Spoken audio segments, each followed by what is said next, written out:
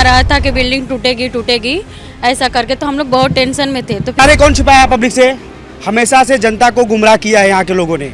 यहाँ के स्थानीय पार्टी बहुजन विकास अघाड़ी ने जनता को गुमराह किया है। किया गया 4 दिन से ये लोग खाना नहीं खा रहे थे, पानी नहीं पी रहे थे, इतने टेंशन में थे ये लोग कि क्या होगा, हमारा आशियाना उजड़ जाएगा, घर टूट जाएगा, तो यहाँ पे डंपिंग ग्राउंड आएगा, आपका घर टूट जाएंगे। ये सब बीजेपी को आपने वोट दिया, बीजेपी का जो आमदार आए हैं वो ये सब करवा रहे हैं। 12 बजे के टाइम में साइंस सिटी में पूरी मीटिंग हुई, साइंस सिटी से पूरा हल्ला हो गया कि इधर के जितने हैं सारे बिल्डिंग गिरने वाले। तो हम लोग पूरा रात को डर गए। मेरे हस्बैंड बीपी के वो हैं, उनका तो बीपी भी हाई हो गया था और मेरा तो जो हाल हुआ था, क्योंकि एक एक रुपया बहुत मेहनत से मैंने लगाया उसमें। कि वसई विरार में 35-37 साल से जो कुछ हुआ है, लोगों को न्याय कैसा देना है, इसीलिए बहुत ही सरल थे इसके जो डंपिंग और एसटीपी का प्लान दिया हुआ था उसको खारिज करने का काम आज हुआ है। सारे की जो स्कीम आई है वो आज अपने इधर अभी आई है। आप अगर अलग अलग राज्यों में देखोगे, अपने सिटीज में देखोगे तो एसआरए की बहुत अच्छी स्कीम है। और मैं आपके ही माध्यम से लोगों को एक आह्वान करूंगा कि आप सामने से आके एसआरए के स्कीम में आप आ जाइए, क्योंकि एसआरए से आपको पक्का घर मिलने वाला है, जिससे आपका जो अभी आप झोपड़पट्टी में रह रहे, आप एसआरए के बिल्डिंग में आ जाओगे। नालासोपारा में और वसई में और विरार में अगर आप देखोगे तो इन दिनों एक मुद्दा तेजी से छाया हुआ है, एसटीपी और डंपिंग। एसटीपी और डंपिंग एक ऐसा मामला है जिसकी वजह से 41 इमारतों पे बुलडोजर चला कोर्ट के आदेश के बाद। कोर्ट के आदेश जो है पिछले 4 सालों से मसला चल रहा था, जैसा आपने देखा कि उसके बाद तमाम सारे जो नेता हैं, तमाम सारे राजनीतिक दल हैं उसमें आए। कोर्ट की प्रक्रिया उसी जगह रही और उसके बाद उसमें कोई सुधार नहीं हुआ और आखिर में वो 41 इमारतें टूट गई। उसके बाद वहाँ पर रिजर्वेशन और डंपिंग का जो रिजर्वेशन का जो क्लॉज था वो वहाँ से निकाला गया और उसे गासगांव नालासोपारा पश्चिम विरार वसई पश्चिम के इलाके में डाला गया। इस पूरे प्रकरण के बाद वहाँ की जनता और तमाम लोग उस पर सवाल खड़े करने लगे और तमाम लोग ये भी सवाल खड़े करने लगे कि इसकी जो टाइमिंग है वो टाइमिंग बिल्कुल अलग थी। यानी जैसे बिल्डिंग तोड़ी गई वैसे ही वहाँ पर जो एसटीपी डंपिंग का रिजर्वेशन था वो कुछ हटाया गया और उसके बाद सीधा आरोप जो है भारतीय जनता पार्टी पर लगने लगा और लोगों में ये परसेप्शन निर्माण हुआ कि कहीं ना कहीं भारतीय जनता पार्टी इन सब की जिम्मेदार है। हमारे साथ कुछ लोग हैं जो उस विषय पर बात करेंगे। सबसे पहले तिवारी जी बताइए, ये जो 41 बिल्डिंग का मामला था और उसके बाद एसटीपी डंपिंग ट्रांसफ़र हुआ नालासोपारा वसई पश्चिम में गासगांव में और आज निरस्त भी हो गया है, तो इस पूरे मामले पर आपकी अपनी प्रतिक्रिया क्या है? सबसे पहले मैं आपके माध्यम से बताना चाहूँगा कि जो अचोले का 41 बिल्डिंग का प्रतिक्रिया है, उसमें 2009 में महापालिका का स्थापना हुआ, तो वहाँ पे आरक्षण कौन लाया, किसका महापौर था, किसके सभापति थे? वहाँ पे रहवासी एरिया में डंपिंग ला सकते हैं क्या? 2009 में सबसे पहले डंपिंग वहाँ पे लाया। उसके बाद अभी 2017 में एसटीपी कौन है, यहाँ सर्वे नंबर 410 411 में कौन लाया? बहुजन विकास अघाड़ी के नगर सेवक थे, बहुजन विकास अघाड़ी के महापौर थे। 2020 में एसआरए कौन छुपाया पब्लिक से?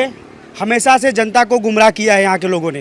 यहाँ के स्थानीय पार्टी बहुजन विकास अघाड़ी ने जनता को गुमराह किया है। आज हमारे आमदार राजन नायक जी और हमारी स्नेहा ताई के पाठ पुरावा प्रयत्न से आज ये जो लोगों को समस्या थी डंपिंग का, आज दूर हुआ है। हम लोग माननीय देवेंद्र जी का धन्यवाद करते हैं। ठीक है, ये जो डंपिंग का मसला है, जैसा आप देख रहे हैं तमाम सोशल मीडिया प्लेटफॉर्म पर लोगों में ये परसेप्शन निर्माण हो रहा है या किया गया है, आप क्या कहेंगे उस पे जब लोगों को लोग ये सवाल कर रहे हैं कि भारतीय जनता पार्टी कहीं ना कहीं इसकी जिम्मेदार है? नहीं, भारतीय जनता पार्टी कैसे जिम्मेदार होगी? 2017 में एसटीपी कौन लाया? सर्वे नंबर 410 411 में एसटीपी कौन लाया? बहुजन विकास अघाड़ी का महापौर थे। 2017 में महापौर कौन था? तो एसटीपी इन्होंने लाया। आज तो हमारे आमदार आ जाए ना, हमारे आमदार ने जनता के लिए किया, देवेंद्र जी को बोला, माननीय आयुक्त महोदय को बोला, तो आज खत्म हुआ। तो ये लोगों को गुमराह करते हैं और ये गुमराह पब्लिक में चलेगा नहीं। भारतीय जनता पार्टी का खासदार है, आमदार है। आने वाला दिन यहाँ पे सुनहरा आने वाले है। यहाँ पे विकास होने वाला, जो 35 साल में विकास नहीं हुआ अब यहाँ पे विकास दिखेगा। यहाँ पे मेट्रो सारी योजना आने वाली है, 2 ब्रिज बनने वाले हैं। अनेक योजना के माध्यम से नालासोपारा वसई विरार का विकास अब दिखने वाला है। आने वाले दिन में बहुत जल्दी, जैसे मीरा भाईंदर नई मुंबई पनवेल ऐसी महापालिका 2009 में बनी और उसी के तहत आज यहाँ का विकास होने वाला है। विकास होने वाला है वसई विरार का, क्योंकि भारतीय जनता पार्टी का दावा है कि आने वाले समय में काफ़ी कुछ बदलने वाला है। शंकर जी क्या करेंगे? नमस्कार, सबसे पहले मैं आपके माध्यम से यहाँ पे देखिए, ये जो है ये सब यहाँ के रहवासी हैं और मैं भी यहाँ का रहवासी हूँ। ये सारे लोग 4-5 दिनों से इनको गुमराह किया गया। बहुजन के पूर्व जो नगर सेवक थे, उनके कुछ नेता थे, यहाँ इनके घर घर में जाके इन लोगों को गुमराह किया गया। 4 दिन से ये लोग खाना नहीं खा रहे थे, पानी नहीं पी रहे थे। इतने टेंशन में थे ये लोग कि क्या होगा, हमारा आशियाना उजड़ जाएगा, घर टूट जाएगा, यहाँ पे डंपिंग ग्राउंड आएगा, आपका घर टूट जाएंगे। ये सब बीजेपी को आपने वोट दिया, बीजेपी का जो आमदार आए हैं वो ये सब करवा रहे हैं। पूरी तरह से ये प्री प्लानिंग थी और प्री प्लानिंग झूठ बोलने का काम है। बहुजन विकास आघाड़ी के पूर्व नगर सेवकों ने यहाँ पे 4 दिन से यही कर रहे थे। कुछ काम नहीं था उनका। जब तक वो सत्ता में थे उन्होंने कोई डेवलपमेंट नहीं की, उन्होंने जनता के लिए कोई सेवा का काम नहीं किया। उनके ही शासनकाल में 35 सालों में ये सारे कारनामे, काले कारनामे हुए हैं। आज उसी काले कारनामे को छुपाने के लिए वो इन लोगों से, जिनके पास हो जाते हैं वोट लेने के लिए, जिनकी वोट से 35 साल उन्होंने यहाँ शासन किया, उस जनता के साथ पूछे ये गुमराह करके झूठ, आज भी झूठ बोले हैं। 4 दिनों से ये लोगों को गुमराह करके झूठ बोल रहे हैं कि आपका आशियाना उजड़ जाएगा, आपका घर टूट जाएगा। ये बहुत ही निंदनीय, और मैं इसको एक बोलूं तो एक तरह से लाज लज्जा लगना चाहिए उनको कि तुम कैसी गंदी राजनीति करते हो कि जिस जनता के वोट से चुन के आए, शासन किया 35 साल, तुम्हारा आमदार, खासदार, तुम्हारा नगर सेवक यहाँ पे, तुम्हारा मेयर यहाँ पे था, लेकिन आज उसी जनता को तुम गुमराह करके उसको डरा रहे हो कि 4 दिनों से ये लोगों ने अन्न पानी नहीं खाया है और इतने भय में जी रहे हैं लोग कि आप इन लोगों से पूछिए कितने भयभीत हैं, और इनको भयभीत करके वो फिर से सत्ता पाना चाहते हैं। ये कभी अभी वसई विरार का नागरिक उनको होने नहीं देगा। मैं अपने जो हमारे आमदार हैं माननीय राजन नाइक जी अपा और अपना जो ये स्नेहा दुबे जी, मैं दोनों का, हम अपने यहाँ के हनुमान नगर रहवासियों के तरफ से मैं बहुत बहुत उनका अभिनंदन करता हूं, उनको बहुत बहुत धन्यवाद देता हूं कि उनके अथक प्रयास से आज अभी अभी हमको न्यूज़ मिला है कि यह एसटीपी कैंसिल हुआ है। मैं अपने विधायक जी को बहुत बहुत धन्यवाद देता हूं और इन लोगों को भी यही बोला हूं कि देखिए, आप लोग जो डर में जी रहे थे, डर के मारे जी रहे थे, वो छोड़ दीजिए, कोई टेंशन की जरूरत नहीं है। अपने आमदार ने अपने को बोले थे कि ये सब कुछ नहीं, मैं हूँ यहाँ पे, मैं पब्लिक के लिए, पब्लिक ने मुझको चुन के लाया है, पब्लिक के लिए काम करूँगा। मेरा काम एक ही है, पब्लिक का सेवा करना, और आज हमारे आमदार ने इन लोगों को बताया कि हम सेवा कर रहे हैं और आगे भी करते रहेंगे। आप नेता हैं भारतीय जनता पार्टी के, संभवतः आप जो बोल रहे हैं लोग नहीं यकीन करें। आप लोग यहीं के रहने वाले हैं, हनुमान नगर? अच्छा, कौन सी बिल्डिंग है आपकी? जी, प्रभु निकेतन में हम रहते हैं। प्रभु निकेतन में? हाँ जी जी। तो क्या हुआ था पिछले 4-5 दिनों से? भाई साहब कह रहे हैं इनसे हम लोग को ना डराया जा रहा था कि बिल्डिंग टूटेगी टूटेगी ऐसा करके, तो हम लोग बहुत टेंशन में थे। तो फिर हम लोग ने शंकर सर से संपर्क किए, शंकर सर ने विधायक से अपना जो लेटर लिख के देना था वो लिख के दिए। तो हम लोग बहुत बहुत धन्यवाद देते हैं राजन नायक जी को कि हमारा जो ये बिल्डिंग टूटने वाला था उससे हम लोग बच गए। मतलब हम लोग कहाँ जाते, फिर हमारा बिल्डिंग टूट जाता तो हम लोग कहाँ जाते? हमारे छोटे छोटे बच्चे हैं, 2-4 दिन से हम लोग खाना भी नहीं खा रहे थे, पानी भी, मतलब ऐसा होता था, हम टेंशन में रहते थे। तो हमारा क्या हुआ कि जैसे इनसे संपर्क करने गए हम लोग कि हमारा ऐसा ऐसा हाल है, आप हम लोग को कुछ कीजिए कि हमारा जो बिल्डिंग टूटने वाला है वो कुछ दिन कुछ ऐसा हो जाए कि हम लोग को ना टूटे बिल्डिंग। आप लोगों को ये खबर कैसे मिली थी? कौन आया था, कौन बताया? के लिए आए थे, माइक में ऐसा बोल रहे थे, घर पे भी जा के बोल रहे थे ऐसा कि आपका बिल्डिंग। अभी उन लोग का नाम तो हम नहीं जानते कौन लोग थे ऐसा, वाले थे कि कोई और था? अभी ये भी नहीं मालूम को लोग महानगर पालिका वाले हैं कि कौन है, हम लोग को ये भी नहीं। हाँ, माइक में ऐसा बोल रहे थे, ऐसा बोल रहे थे कि आप लोग का बिल्डिंग टूटने वाला है, ऐसा नेट पे भी पूरा मतलब आ रहा था, पूरा हम लोग को टेंशन में ही थे। लेकिन हम पहला नंबर तो हम राजन नायक जी को हम धन्यवाद देते हैं, बहुत बहुत धन्यवाद देते हैं कि हमारा बिल्डिंग टूटने से बच गया।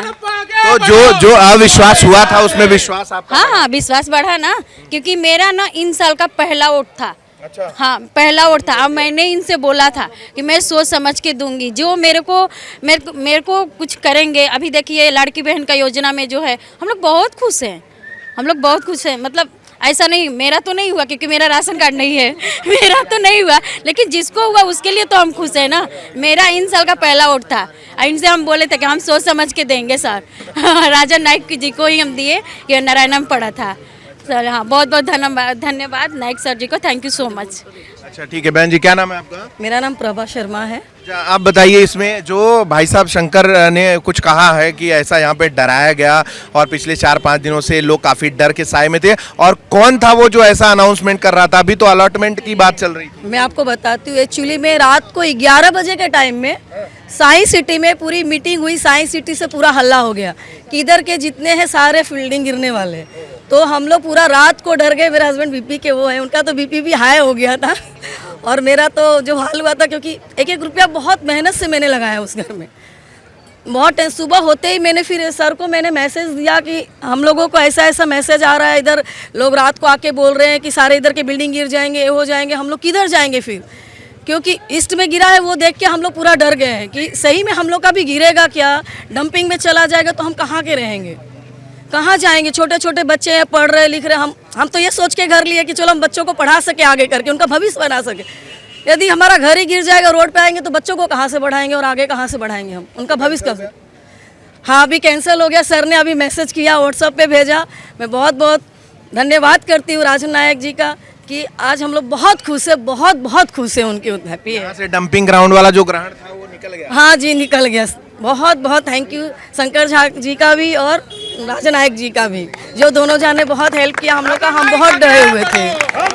और आपने वो बताया व्हाट्सएप पे मैसेज आया था, कौन मैसेज भेज रहा था ये सब लोगों को डराने वाला काम? पता नहीं, मैसेज जैसे ग्रुप में आके फिर एक दूसरे को ऐसे अप्लाई हो रहा था, एक दूसरे को अप्लाई हो रहा था मैसेज ऐसा कि ये यहाँ का डंपिंग का एरिया है, आपका ये एरिया चला जाएगा, पूरा समर्थ नगर तक जाएगा, ऐसा जाएगा, पूरा डंपिंग के लिए बनने वाला, ऐसा ऐसा सब मैसेज आ रहा था।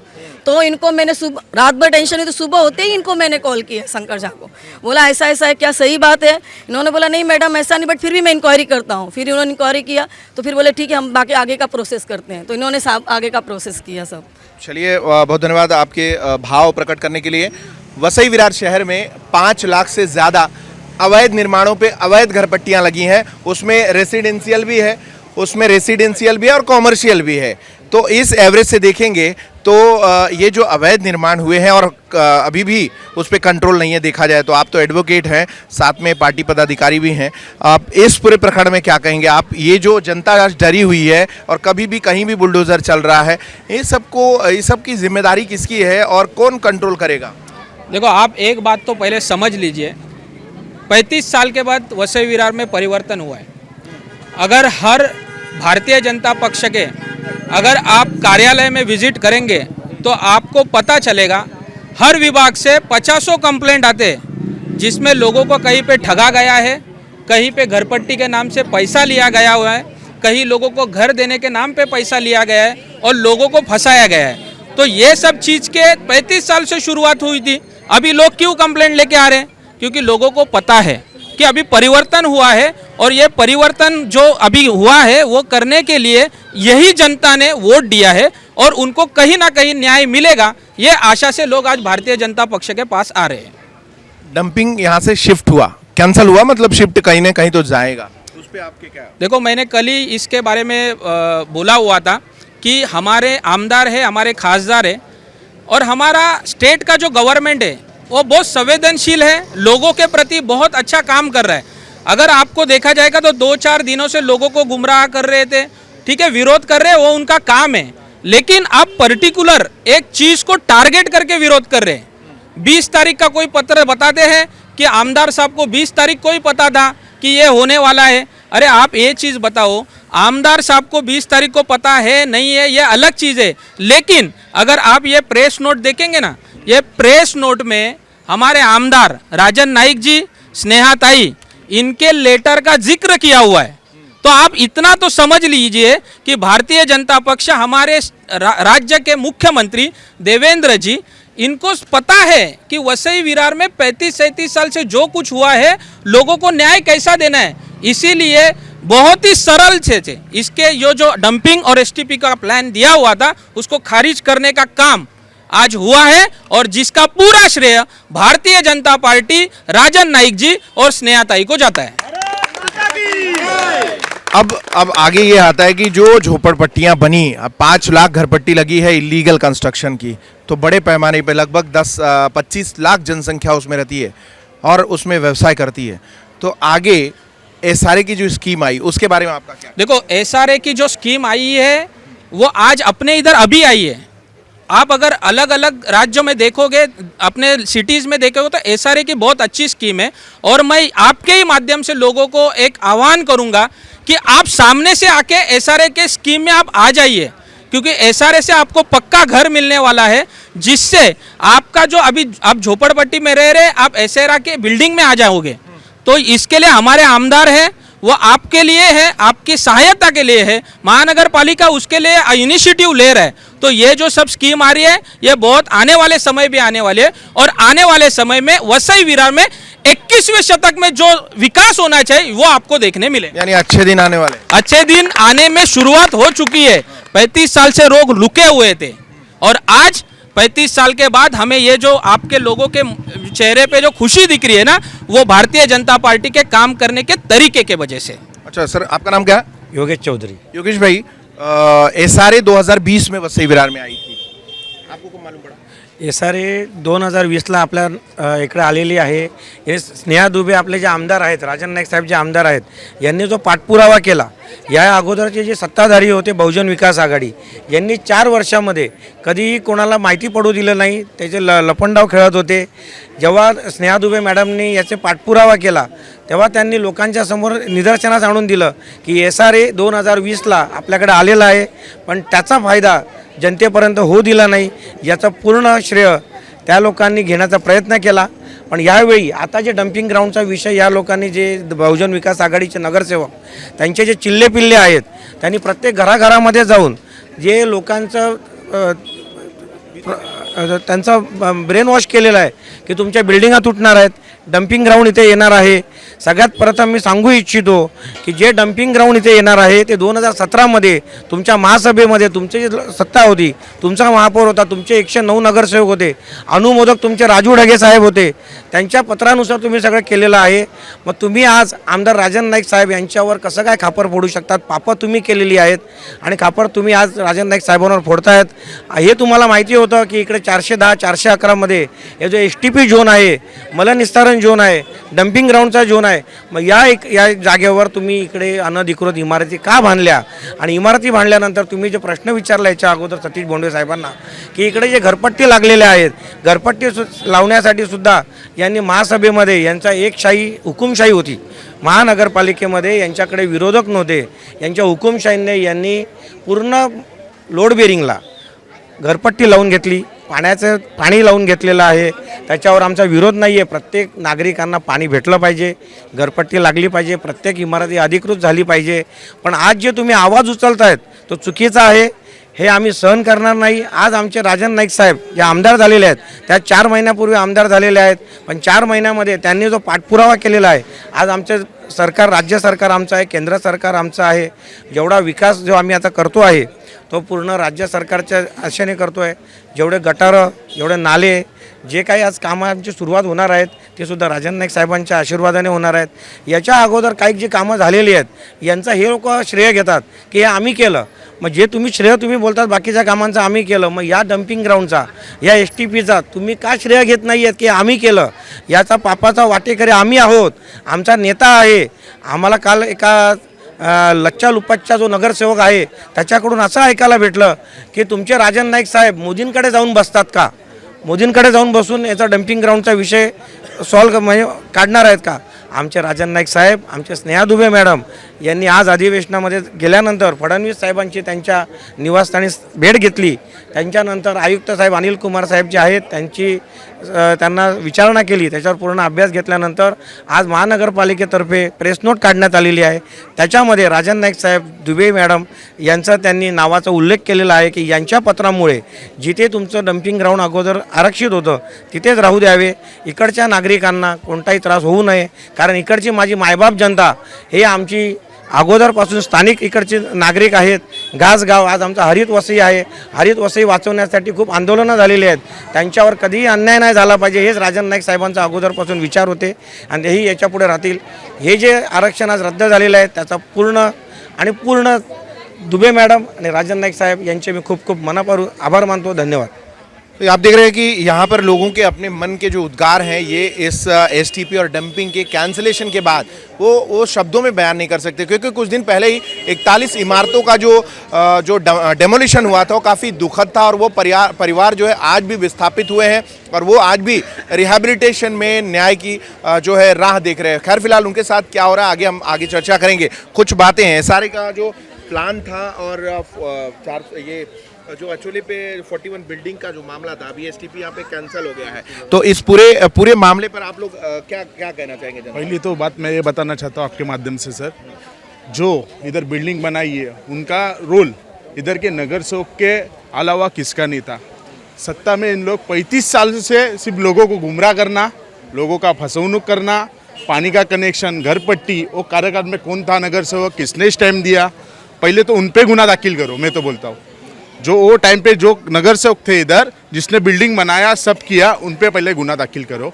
और दूसरी बात, ये लोगों के आज ये अपने लाड़के आमदार ने ये कैंसिल कराया, राजन नाइक और स्नेहा ताई का इसमें बहुत बड़ा वाटा है।